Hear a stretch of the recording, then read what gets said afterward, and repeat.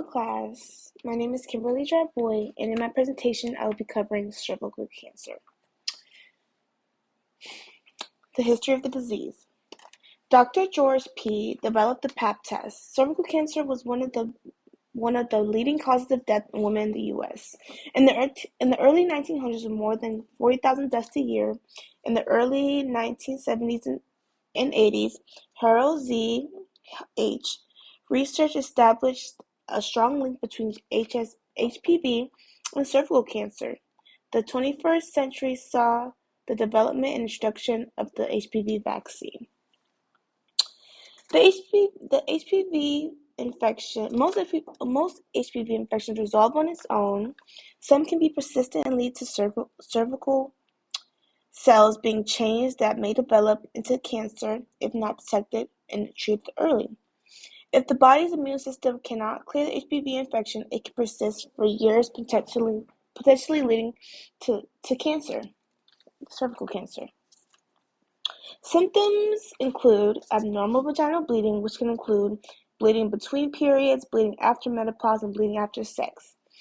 And it can also cause pelvic pain, which include dull aches or sharp and stabbing pains in the lower back during intercourse or in the pelvic region itself. Also can include abnormal discharge, which include watery, bloody, or having a foul odor. So we'll get into the epidemiology portion. So, some incidents. There's 14.12 cases per 100,000 women globally, but in the United States, this is 1.7 per 100,000 women in the United States. Morbidity is 13 new cases are diagnosed annually in the United States, and for mortality rate, approximately 40,000 deaths per year in the United States. And with prevalence, cervical cancer is the fourth most common cancer in women worldwide. Cervical cancer is the leading cause of death in many low and middle income countries, including Sub-Saharan Africa, Central America, and Southeast Asia, where access to screening and treatment is limited, as you can see from this graph that I showed. So, like I said, in Eastern Africa, like Sub-Saharan Africa, the incident and mortality rates is much higher just because of the access, and more people in those regions are not, going out to get treated or even go looking for preventative care like HPV vaccine is not really there. The education on cervical cancer HPV vaccine isn't as high as you see the western part of the world, which is like United States, North America. You can see the incidence rate are lower and the mortality rates are lower, as you can see from the graph. So we're going to diagnosis. So the first one, it goes by cervical cancer diagnosis involves a combination of screenings and diagnostic procedures, which involve the Pap test, which involves collecting cells from the cervix to check for any abnormal changes that indicate cancer. And then the HPV testing, well, this test looks for the presence of HPV. And there's also some diagnostic procedures that include a colposcopy, which is performed after either HPV or pap smear comes out with any abnormalities. The colposcopy involves using a magnifying instrument to examine the cervix more closely. Also, we have a biopsy, where there's two kinds I would like to point out or address. Would be the endocervical curettage, which is scraping of the cervical cell, the cervix, and the second one is the cone biopsy. Was a removal of a cone-shaped tissue sample. So as you can see, I have the description of all of them. Basically, you can see the cone one, or say the cone and the cervical. You can see them with they're scraping out the cervix area. And the short-term effects include physical effects, symptoms like the symptoms I said earlier, like vaginal bleeding, pelvic pain, abnormal discharge. And for long-term effects, this can include infertility and early menopause, sexual dysfunction, and so forth. We're going to go into prognosis. So, like I said right here, prognosis is determined by the stage at which it is diagnosed and treated. Early stage cervical cancer, when localized to the cervix, has a very high 5-year survival rate, often exceeding 90%, as you can see from the table shown here.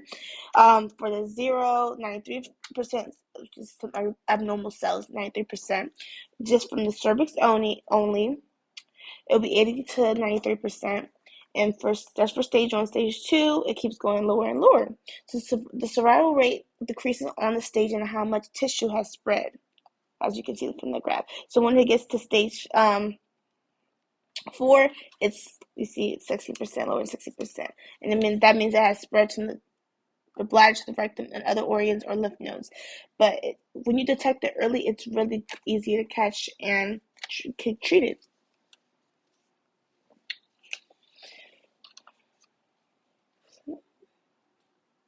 So we're going to go ahead with treatments. Surgeries include hysterectomies, radical tracheotomy,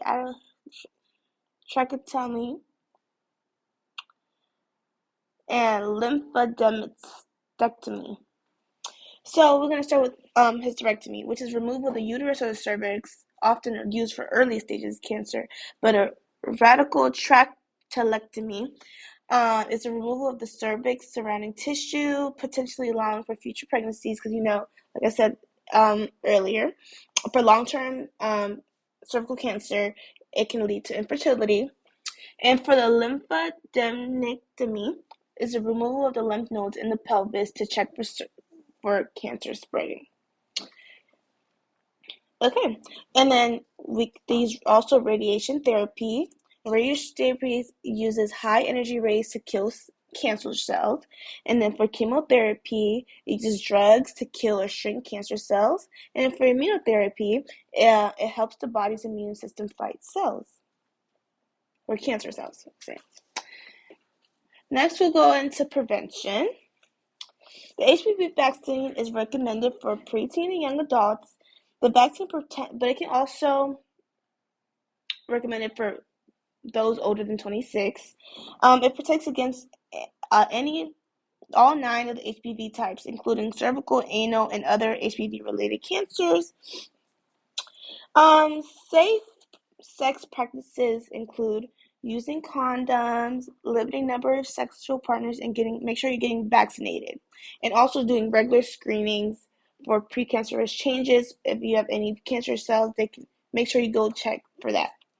So also quit smoking due to its increased risk for cervical cancer. Smoking actually weakens the immune system, making it harder to clear HPV infections, because HPV infections usually clear up on its own because the immune system is supposed to fight it. But when you're smoking, it decreases the strength of your immune system. Okay, so we're going to effects on the person and her significant other. So we're going to physical. Sexual dysfunction could cause reduced sexual activities, which can lead to changes in intimacy and relationship dynamics. For fertility issues, cervical cancer treatments can cause infertility, and that can cause the person's significant other to worry about the possibility of having biological kids. And we go into fatigue, also with physical. It interrupts daily life and can affect their partner's experiences also. So let's say, I guess if you want to go out as a family outing or with your significant other to the amusement park, but you're so fatigued from treatments, you don't feel like doing that. So I guess that could affect your other person's daily life, or like fun things they like to do. They want to go on hikes or do different things, and you really don't feel like you have fatigue from the treatments and all that. That can affect your partners also. And we'll go to emotional. Fear and anxiety and sadness are common responses to diagnosis or treatment of cervical cancer. And this can create stress and tension within the relationship, potentially leading to communication difficulties. Of course, your significant other is not although they're supporting you during your cancer, they don't know what you're experiencing um yourself, like how you feel, and that could like be a clash between you guys, and that's an effect that is also serious. Also, with dealing with cervical cancer. When let's go into the social aspect, dealing with cancer can lead to withdrawals from social situations, intensifying feelings or loneliness, and also can go into strained relationships because you have feelings isolation, feeling you don't really want to go in social situations. You might have a changed self perception, or you have to have some more uh now I would say self awareness, you just have a different perspective of you, and probably even physical, like you'd probably have from the treatments, you probably don't look the same way, your weight might have fluctuated from when you began treatment after treatment, and you really don't feel comfortable being outside in social situations and things like that. Okay, and in the role. So for me, I want to be a PA, physician, which means I'll be a healthcare provider. And as my future in that role involves supporting the patient's well-being and actively educating my patients with clear and accurate communication. I would be responsible for monitoring and managing any treatment side effects and helping to coordinate care to ensure the best outcomes.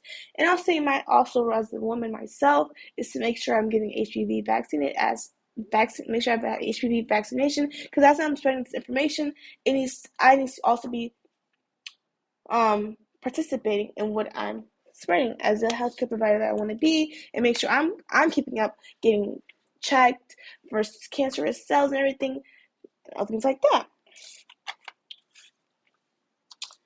Okay. In summary, cervical cancer is a preventable disease caused by HPV. I covered the nature of the disease, the causes, the symptoms, the prevention methods, and even the treatments.